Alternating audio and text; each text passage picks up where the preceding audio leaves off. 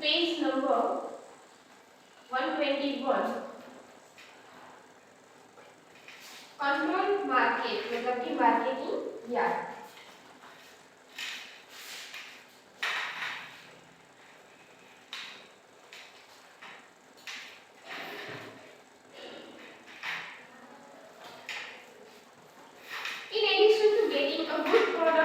Market system is equally important for the success of agriculture. For example कि आपके घर में कोई एग्रीकल्चर कर रहा है मतलब कि फार्मिंग खेती, तो आपके घर में अगर आपने कॉटन का कल्टीवेशन किया था तो कितने सारे कॉटन होते, तो भाई इतने सारे कॉटन रखने से ये नहीं होता कि सोसाइटी के जितने भी लोग हैं वो आपके घर से कॉटन थोड़ा जिसको जरूरत है वो ले जाता है, बट क्या इतने लोग ले जाते हैं कि आपके सारे कॉटन वहाँ पे बिक जाएंगे? तो वो आप किसी शॉप में जाके या फिर आप ऐसे उसकी घर पे शॉप नहीं निकाल सकते, तो वो मतलब एक साथ नहीं बिकने वाले, तो इसके लिए आप उसको बेचोगे कहाँ? आपके मार्केटिंग यार्ड पे, जहाँ पे एक साथ आपके जितने भी कॉटन है वो लोग खरीद लेते मतलब कि परचेज कर लेते। फिर वो लोग क्या करते कि उसको फिर होलसेलर को या फिर शॉपकीपर को फिर वो लोग अलग अलग हिस्सों में बेचते, बट वो काम फिर मार्केटिंग यार्ड का है। बट आपको अगर कहीं पे बेचना है तो आप वहाँ पे बेच सकते हो मार्केटिंग यार्ड पे, जहाँ पे आपको प्राइस एक साथ अच्छी मिल जाती है। In the post-independence period, farmers were exploited in excess of the proper system of sale of farm products. Exploited का मतलब ये है कि उनके जितने प्रोडक्ट्स थे उसको जितनी प्राइस मिलनी चाहिए थी ना वैसी नहीं मिलती थी। बट ये कब की बात है? बिफोर इंडिपेंडेंस, मतलब कि जब हमें आजादी मतलब कि हम फ्रीडम नहीं हुए थे तब हम किसके अंडर थे? ब्रिटिशर्स के अंडर। और ब्रिटिशर्स के अंदर ऐसा था कि जो भी प्रोडक्ट्स थे उसके अच्छे दाम नहीं मिलते थे। इट मींस कि फार्मर्स के साथ एक्सप्लॉइटेशन होता था, एंड जिसकी वजह से उनकी जो सिस्टम थी वो पूरी एब्सेंस मतलब कि वहाँ पे जो सिस्टम थी वो ठीक से नहीं चल रही थी, उसकी वहाँ पे एरर थी। To prevent it, the government created a control market, means marketing gap. अभी उनको वापस में मार्केट में ठीक से लाने के लिए कंपटीशन में वो लोग टिक सके, इसीलिए गवर्नमेंट ने क्या बनाया? Marketing yards. Agricultural produce market committee. Agricultural produce market committee have been set up various taluka center in Gujarat to ensure that farmers do not fall prey to irregularities in product sale and can obtain fair prices for their products so that they can become economically prosperous in that. Marketing yard की जो committee है वो क्या ध्यान रखी है? तो वो ये ध्यान रखते हैं कि टाइम टू टाइम जो फार्मर्स है वो उनके जो प्रोडक्ट है वो बेच पाएंगे, क्योंकि मार्केटिंग यार्ड को मालूम होता है कि ये जो सीजन चलती है तो अभी ग्रोइंग सीड होंगे फार्मर के पास, या फिर उनके पास अभी कैस्ट्रोल सीड्स होंगे, या फिर उनके पास कॉटन है, तो ये सारी चीजें मार्केटिंग यार्ड को एरिया वाइज मालूम होती ही है कि ये प्रोडक्ट्स अभी उनको फार्मर में से मिलने वाले। आप लोगों ने ये चीज देखी नहीं होगी, बट आप नॉर्मली किसी फार्मर से जाके पूछो ना तो वो उन लोगों के कॉन्टेक्ट्स होते कि जो मार्केटिंग यार्ड वाले वो पहले से ही फोन करके पूछ लेते कि आपने अगर इतने एरिया पे कल्टीवेशन किया है तो आपका जितना भी प्रोडक्ट होगा वो हम परचेज करेंगे और आपको हम इतनी प्राइस देंगे, ये ऑलरेडी फिक्स ही होता है, जिसकी वजह से जो फार्मर है उसको मतलब प्रॉपर जो इनकम है वो उनको मिल जाती है, उनको पेमेंट बहुत अच्छे से मिलता है और फिर वो इकोनॉमिकली प्रॉस्पेरियस वो होते जाते हैं, क्योंकि उनको सही दाम मिले हैं। इसलिए सही दाम प्राइस किसे देते कि कल्टीवेशन जितना भी किया उसका जब आप खर्चा निकालो उसके बाद जो आपके पास बचे उसको बोलते हैं फेयर प्राइस, तो उनको वो फेयर प्राइस मिल जाती है। अभी उसके पॉइंट देखो, farmers farm products are sold through public acquisition. Acquisition मतलब कि उनकी डिजायर, उनकी इच्छा से ही वो बिकते, ऐसा नहीं अगर मार्केटिंग यार्ड वाले जो प्राइस डिसाइड करते हैं अगर वो फार्मर को पसंद नहीं तो वो प्रोडक्ट बेचने से मना कर सकता है, क्योंकि वो उनकी इच्छा से ही प्रोडक्ट सेलिंग या फिर परचेजिंग प्रोसेस में जाएंगे। As per farmers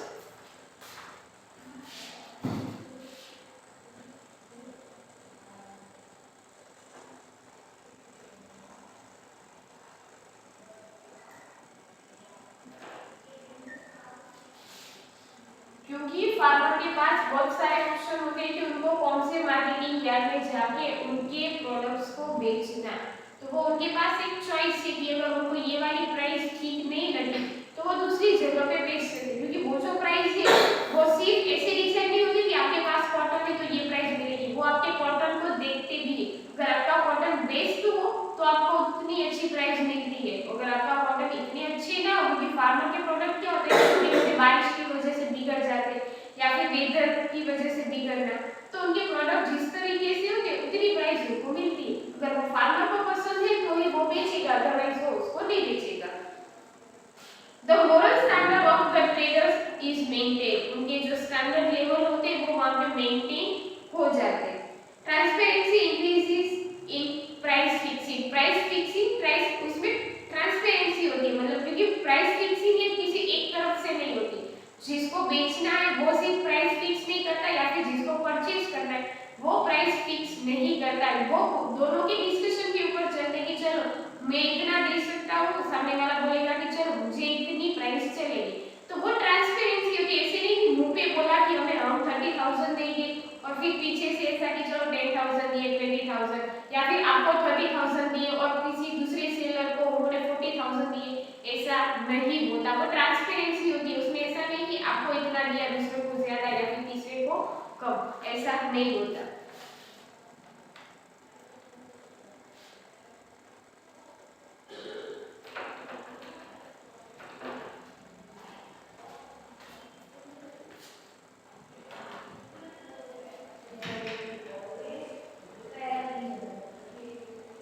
जो भी प्राइस फिक्स होती है वो एकदम ट्रांसपेरेंट होती है, इसमें ऐसा नहीं कि पीछे से मतलब कोई भी मतलब फेक या फिर चीटिंग हो, ऐसा नहीं।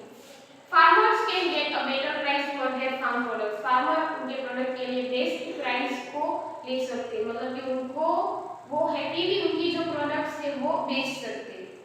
Traders can get products of good quality in enough quantity from one place.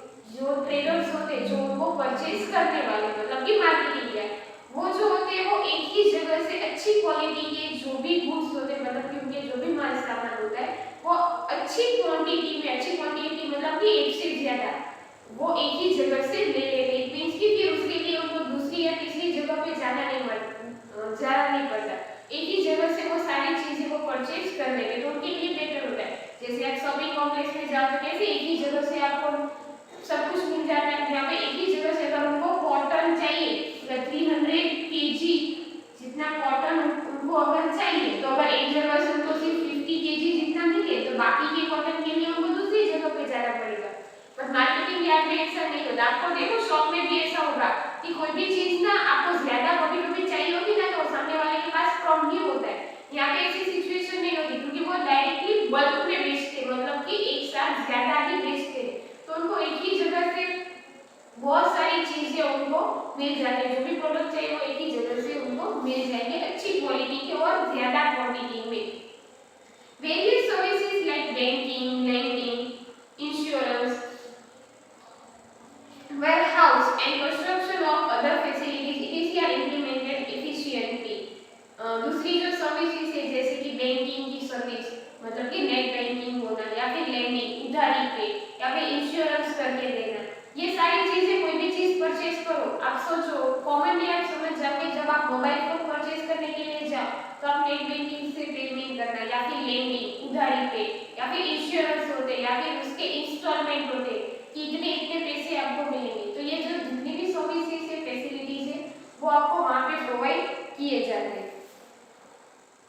Farmers get daily market price of their product on radio, newspaper, TV and online on mobile phone। और market में क्योंकि price जो है ना वो recession and bull के हिसाब से चलता है, जिसको हम बोलते हैं तेजी एंड मंदी।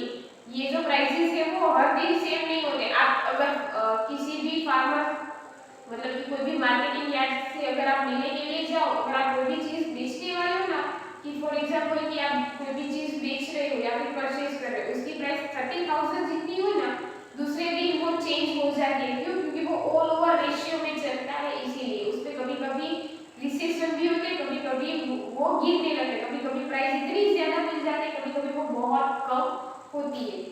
तो यहाँ पे ऐसा लिखा है कि अगर उनको मार्केट प्राइसेस जानने हैं तो वो सारे वो रेडियो या फिर न्यूज़पेपर या ले सकते हैं।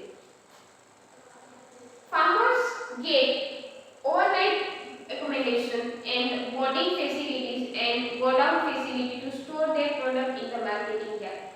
मार्केटिंग यार्ड अगर वो फैसिलिटी देखनी है तो आप यहाँ पे देख सकते हो। वो इतनी बड़ी जगह होती है कि वहाँ पे वो उनके प्रोडक्ट बहुत इजीली स्टोर कर सकते हैं। मार्केटिंग यार्ड इतने बड़े होते हैं क्योंकि वहाँ पे इतने सारे फार्मर्स है, एक फार्मर इतनी सारी चीजें बेचेगा तो वहाँ पे इतने सारे फार्मर्स है तो वो सारे प्रोडक्ट को कहीं ना कहीं तो रखना होगा, तो वहाँ का एरिया इतना होता है कि वो उनकी जो चीजें वो बहुत इजीली वहाँ पे स्टोर कर पाते हैं। यहाँ पे लिखा है कि ओवरनाइट एकोमोडेशन मतलब कि जितनी रिक्वायरमेंट है उतनी जगह उनको मिल जाना। And boarding facility and godown and boarding में नॉर्मली क्या होता है कि आपके जो फूड ग्रेड्स है उसको वहाँ पे स्टोर किया जाएगा। तो ये सारी फैसिलिटीज मार्केटिंग यार्ड में होगी जिससे फार्मर उनके जो भी प्रोडक्ट है वो वहाँ पे स्टोर कर सकता है।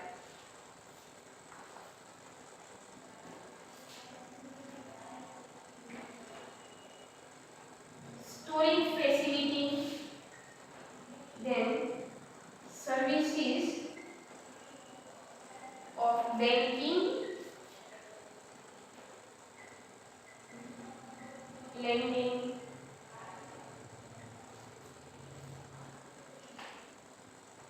you can get products of good quality and good quantity. Quality and quantity दोनोतरीके से प्रोडक्ट्स काफी अच्छे मिल भी सकते हैं और वो लोग बेच भी सकते हैं।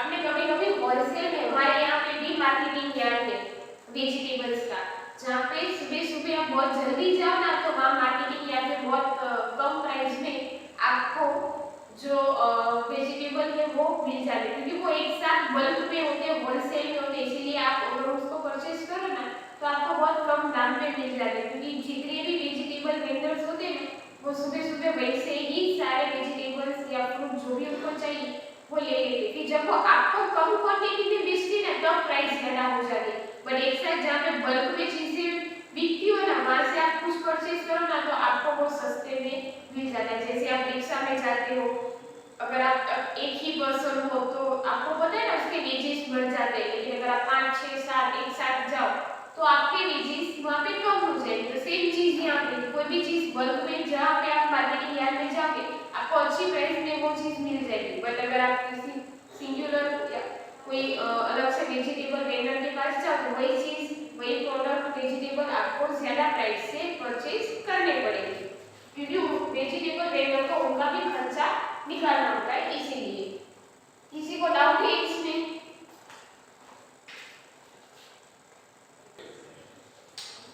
Next, online market. Online shopping is on the rise this day. आज के टाइम पे सबसे ज्यादा शॉपिंग हो रही है वो है ऑनलाइन।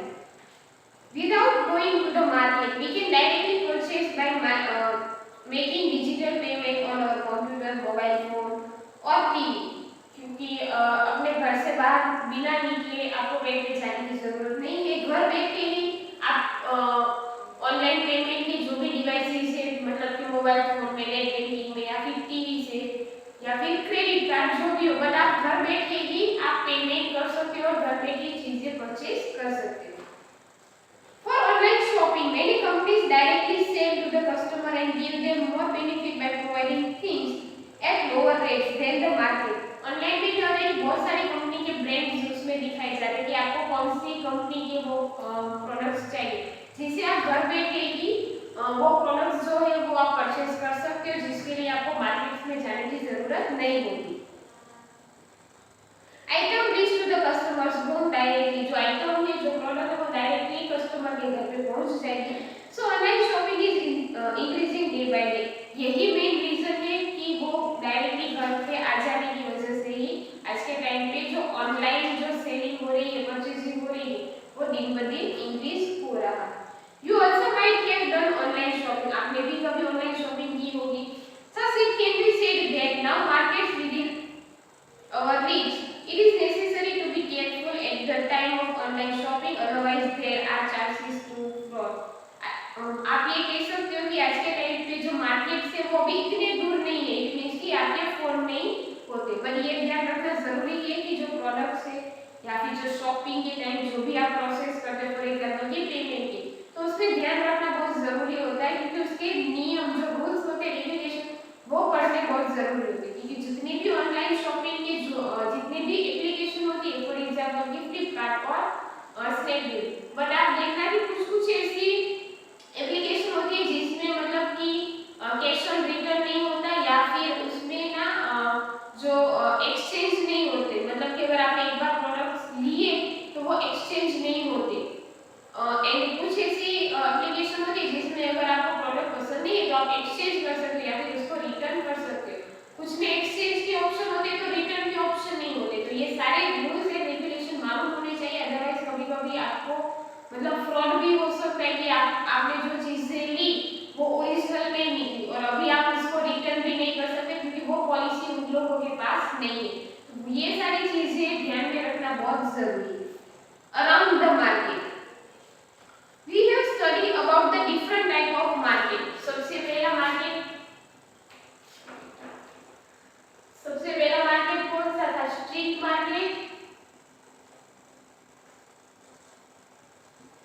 देन सेकंड वन कौन सा था? Weekly.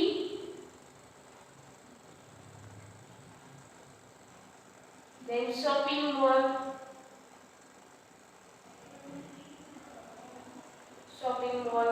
Complex, then marketing yard,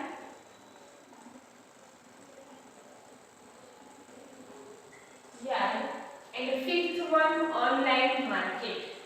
तो ये जितने भी टाइप्स हमने देखे, you must be wondering from where all these shopkeeper buy the good for their shop. आपको शॉपकीपर के पास अगर कोई चीज लेने के लिए अगर आप जाते हो तो आपको सरप्राइज होगा कि वो चीजें कहां से परचेज करके लाए। Things are manufactured in factories, small scale industries, home and farms, but we don't purchase these things directly from factories or farm. ये चीजें फैक्ट्री में एक जगह से बनती है या फिर वहां पे कलेक्ट होती है या फिर फार्मर्स उसको प्रोड्यूस करते हैं, कल्टीवेट करते हैं, बट हम डायरेक्टली जाके फार्मर्स से या फिर फैक्ट्री इंडस्ट्री से नहीं ले लेते, क्योंकि उनको वो सारी चीजें बल्क में बेचती है। अगर वो एक एक चीजें बेचेगी तो उनकी चीजें मतलब कब पूरी एक साथ डिवाइड नहीं होगा, इसलिए वो डायरेक्टली उनका रेशियो ऐसे होता है कि वो एक साथ चीजें बल्क में ही बेचे। A trader who purchase large quantity of good produce on farms, factories or in home is called a wholesaler. Wholesaler मतलब कि एक ऐसा ट्रेडर, एक ऐसा मर्चेंट जो किसी फैक्ट्री, फार्म या फिर किसी घर पे मतलब कि जो हैंडलूम्स होते उनके पास से बड़ी क्वांटिटी में जो प्रोडक्ट है उसको परचेज करना।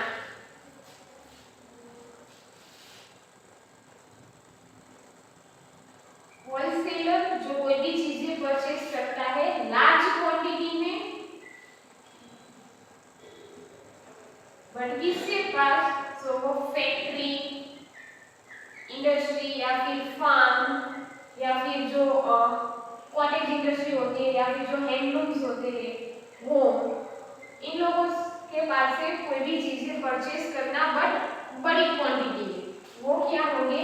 Wholesaler. They sell it to the small traders और शॉपकीपर। वो लोग किसको बेचते हैं? शॉपकीपर को।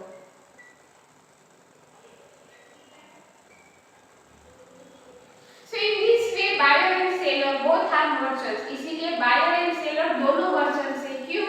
क्योंकि इसने भी चीजें परचेज की है, होलसेलर ने भी चीजें परचेज की है, किससे? फैक्ट्री पे, एंड शॉपकीपर ने भी चीज परचेज की, किससे? होलसेलर से। जब शॉपकीपर ने वही चीज होलसेलर से परचेज की तो ये हो गया बायर, लेकिन चीजें दी किसने? होलसेलर ने। तो इस वक्त होलसेलर कौन है? सेलर। जब होलसेलर ने फैक्ट्री वाले से कुछ भी परचेज किया तो देने वाला मतलब कि बेचने वाला कौन है? फैक्ट्री। तो परचेज करने वाला कौन है? होलसेलर। इट मींस कि यहां पे जो मर्चेंट थे वो बायर एंड सेलर दोनों बन जाते हैं। The shopkeeper from whom we buy things is called retailer। और शॉपकीपर जिससे के पास से हम कोई भी चीजें खरीदते हैं मतलब कि रिटेलर, बायर। क्योंकि हम एक दो चीजें या फिर जितनी चाहिए उतनी कम क्वांटिटी में लेते हैं, ज्यादा ज्यादा क्वांटिटी में नहीं होती। ज्यादा क्वांटिटी में हम ऐसे कभी कभार ही ऐसा होता है कि हमने एक साथ ज्यादा चीजें ली हो, अदरवाइज हमारी कैसी होती है, रिटेल प्राइस ही होती है, रिटेल क्वांटिटी ही चलती है। तो याद रखना, सबसे पहले फैक्ट्री, फार्म एंड हैंडलूम्स, उसके पास से परचेज करेंगे होलसेलर, होलसेलर के बाद शॉपकीपर एंड शॉपकीपर के बाद रिटेलर, मतलब कि हमारी बात है buyer. Spare part used in motor car are manufacturing small factories, directly motor car नहीं बनती, उसके स्पेयर पार्ट्स है वो अलग अलग फैक्ट्री के पास होंगे, उसको फिर असेंबल किया जाता है। सो जो स्पेयर पार्ट्स है वो कहाँ पे होते हैं, बनते हैं छोटी छोटी फैक्ट्रीज में। Car companies make car by purchasing and assembling this parts, spare parts. जो कार कंपनी है वो क्या करते हैं, स्पेयर पार्ट्स को परचेज करते हैं और फिर उसको असेंबल मतलब कि जोड़ना और फिर वो कार बनाते हैं, एंड फिर हम उसको परचेज करते हैं। We purchase car from showroom which they manufacture, और फिर जब उन्होंने उसको असेंबल कर दिया फिर हम जाके उस कार को शोरूम में से परचेज करेंगे। Thus many things around us are bought and sold, तो ऐसी बहुत सारी चीजें जो हमारे मतलब अराउंड में बेची जाती है, परचेज की जाती है, which we are unaware of, जिसकी हमें इंफॉर्मेशन या फिर हम नहीं जानते होते, बट ऐसी बहुत सारी चीजें होती है। इक्वलिटी इन द मार्केट, किसी को डाउट है अराउंड द मार्केट में मतलब कि कोई भी चीज शॉपकीपर के पास कैसे आती है या इस टॉपिक में डाउट है किसी को तो वो बता सकता है।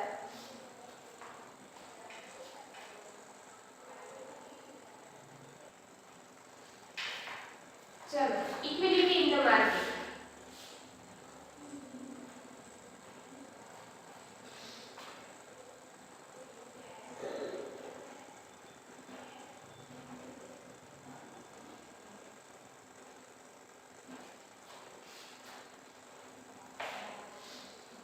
we have learned about the markets around us. The product produced in farms and factories finally reach the consumer and all intermediates. Intermediates मतलब कि बीच वाले जो लोग थे, बीच के लोग कौन से थे, होलसेलर एंड शॉपकीपर, और हम कौन से हैं, कंज्यूमर। तो फैक्ट्री से बहुत सारी चीजें जो डायरेक्टली हम परचेज कर सकते हैं, बट कहाँ से, एक शॉप में से, और हम बने उसके consumer. Involve in this process are merchant, और इसी प्रोसेस में मर्चेंट भी इंक्लूडेड है, मतलब कि फैक्ट्री, नीचे क्या दिया है, कंज्यूमर, तो बीच के लोग कौन से हैं, shopkeeper and wholesaler and including merchants.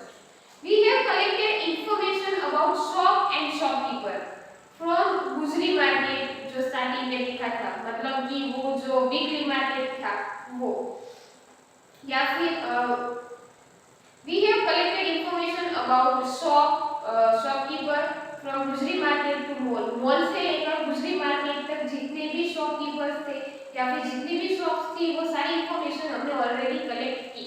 There is a big difference between two shopkeeper, but इन दोनों शॉपकीपर में बहुत बड़ा डिफरेंस है। अगर आप मॉल में जाओ या फिर आप गुजरी मार्केट मतलब कि वीकली मार्केट में जाओ, मतलब दोनों जो शॉपकीपर है, जो बेचने वाले हैं, उसमें कितना बड़ा डिफरेंस है।